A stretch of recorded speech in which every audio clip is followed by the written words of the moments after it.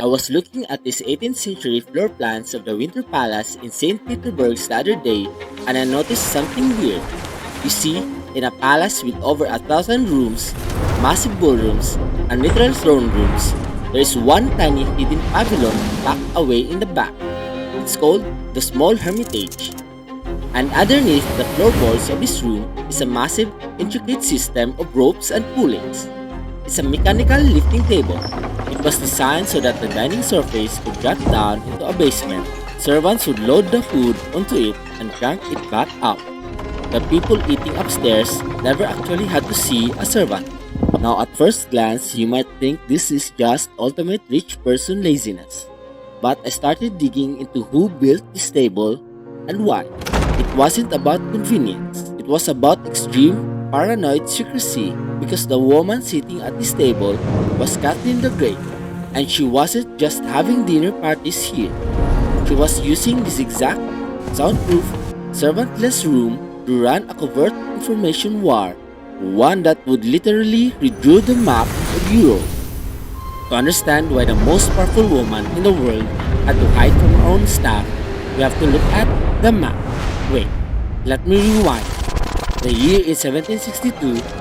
In the eyes of Western Europe, the French, the British, Russians Russia is a joke.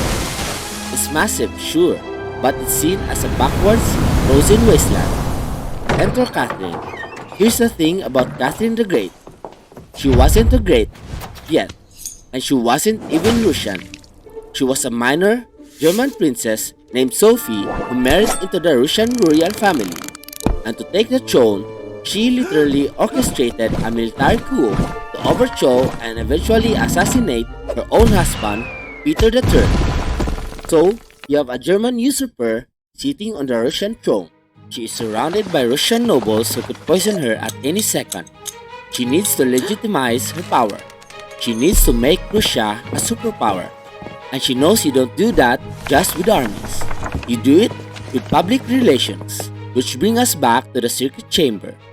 Catherine had this pavilion built as her ultimate safe space. She made a strict list of rules for anyone who entered. Look at this document.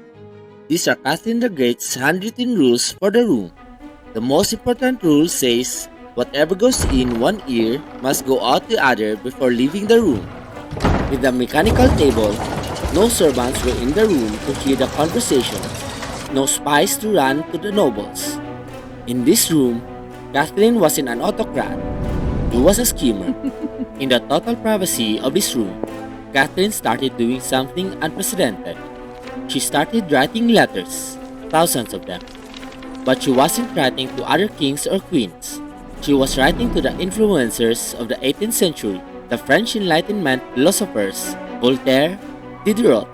She writes to Voltaire, the most famous intellectual in Europe. She flatters him. She buys his entire library.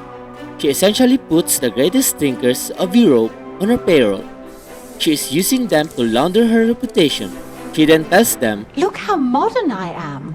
Look at these progressive laws I'm writing." and Voltaire turns around and tells all Paris, Catherine is a genius, a savior of the modern world. but this was a smokescreen. While she was in a small hermitage drafting this document, the Nakas, supposedly progressive code of laws to show off to the West, she was using the exact sacred room to plot something brutally imperial. Because the Western powers were so distracted by her intellectual PR campaign, they barely reacted when Catherine began coordinating with Prussia and Austria to do the unthinkable. She carved up the sovereign nation of Poland and erased it from the map. Literally, she annexed Crimea. She expanded the borders of the Russian Empire by over 200,000 square miles. She was playing a massive game of geopolitical misdirection, and the command center for this entire operation was a tiny, soundproof dining room. When we look at history, we tend to focus on the battlefields. We look at the generals, the cannons, the treaties signed in the massive halls. But after a system of power, the real tectonic shifts in geopolitics, they rarely happen in public. Catherine the Great didn't just conquer territory with her army. She conquered the narrative first. She knew that if the French elites thought she was a civilized, enlightened ruler, They wouldn't intervene when she ruthlessly crushed her neighbors.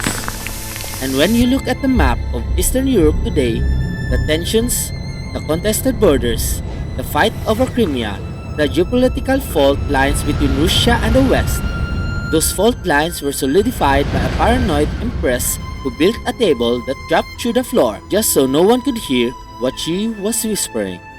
It's a reminder, the rooms where the future is decided are the ones designed to keep you out.